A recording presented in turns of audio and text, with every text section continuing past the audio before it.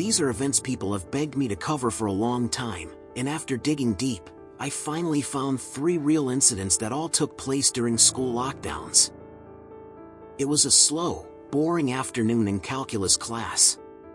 It was Friday, 7th period, which meant spring break was right around the corner.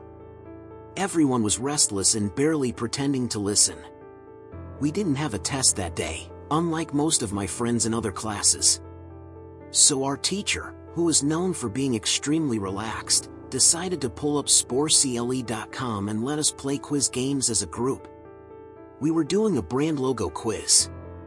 I still remember the moment everything changed, right after my friend shouted the answer Adidas. Suddenly, the dean's voice blasted through the loudspeaker. But this time, he sounded terrified. He said, "This is not a drill. Teachers, initiate lockdown, now." A shiver ran down my arms. Even our normally carefree teacher looked shaken. He rushed to kill the lights and moved us into the back corner of the room. For about 2 minutes, nobody made a sound. Then the quiet electric buzzing panel in the back of the room suddenly went dead. The school had cut all power. We exchanged looks. Something was seriously wrong. A few minutes later, we heard screaming echoing down the hallway. A man, yelling at the top of his lungs. 2 girls instantly started crying, which only made everyone else panic more. The screaming got closer. Then the man started slamming on the lockers, shouting, "I'll kill all of you." My heart dropped. Our teacher whispered for us to stay silent. Then the banging moved to our classroom door. One girl screamed an "Oh." The pounding got louder and more violent. "Open up," he shouted. It felt like it lasted forever. Eventually, the footsteps moved away and the screaming faded. About 10 minutes later, felt like 30, the dean came back on the speaker. He explained that a mentally unstable man had entered the building and assaulted the receptionist. No one knew if he was armed. Back then, the school had no cameras and basically no security. Teachers were told to continue class, but keep doors locked, and no one was allowed to leave. The most disturbing part? A janitor later found the man sleeping in a storage closet that evening. Rumors spread that he had a .44 Magnum sticking out of his pocket. By the time police arrived, he was gone. To this day, no one in my class knows if he was ever found. My school had 2 lunch periods. 6th graders first, then the older kids. The lockdown happened in early October. It was rainy, gray, and already felt eerie. During first lunch, I heard 4 loud bangs. I thought it was thunder until everyone started screaming. Campus security rushed in, shouting for everyone to get into the multi-purpose room. Even kids buying food had to throw their lunch away and run. Inside, the room was huge. The entire back wall was glass, but staff immediately pulled the curtains over it. Adults stood guarding every exit. My friend Eric, always curious, asked one of them what was going on. He came back looking pale. He told us, "You know those houses right in front of the school? A mentally unstable guy has barricaded himself in his house. He's threatening to kill himself, and the cops, if they make him leave." Apparently, he'd also been wandering near the school earlier, watching kids in a weird way. To make it worse, the man was a registered sex offender. We were stuck in the room for over an hour, 2 full class periods.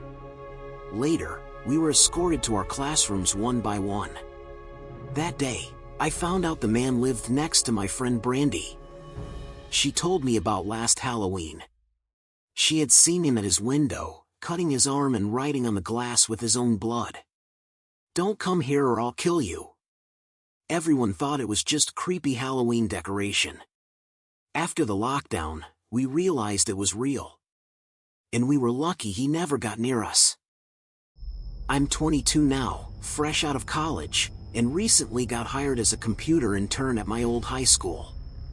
The basement was a mess, but the computer office was surprisingly nice. 3 desks, 2 mini fridges, a TV, and air conditioning no one else in the building had. I got the job because my old computer teachers loved me. One day, during lunch, I got a call from the front office. The school was on lockdown. Someone possibly armed had entered the building. The office had no door, so I turned off the lights and my monitor. I texted my coworkers, Dave and Gary, but got no answer. I waited in the dark for 20 minutes. Then I heard the basement door creak open. Footsteps coming down the stairs. Someone started walking directly toward my office. I slid under the desk, holding my breath. The person entered the office but didn't turn on the lights. Just stood there. Then, my phone dinged with a text. The sound echoed. My heart stopped. Footsteps moved toward me. Panicking, I crawled out and begged, "Please don't hurt me." A man grabbed my arm and said, "It's okay. I'm just hiding too. What's going on up there?" He was wearing a red plaid shirt, jeans, and a red-black cap. He asked if there was an exit. I pointed behind him. Something felt wrong. I asked, "Who are you?" He paused before saying he came to pick up his son when a teacher told him to hide. Then I saw my phone. The text was from Dave. "Dude, this is insane. Some guy with a gun shot Mr. Buckley. He's wearing a red shirt and hat. Whatever you do, don't come upstairs." I looked up slowly. The man realized I knew. I bolted for the stairs. A gunshot exploded through the basement, metal ricochet. But he missed. Police were waiting upstairs and arrested him the second he opened the basement door. Mr. Buckley survived. No one ever learned why the man wanted to hurt him. But I'll never forget the sound of that gunshot echoing in the dark.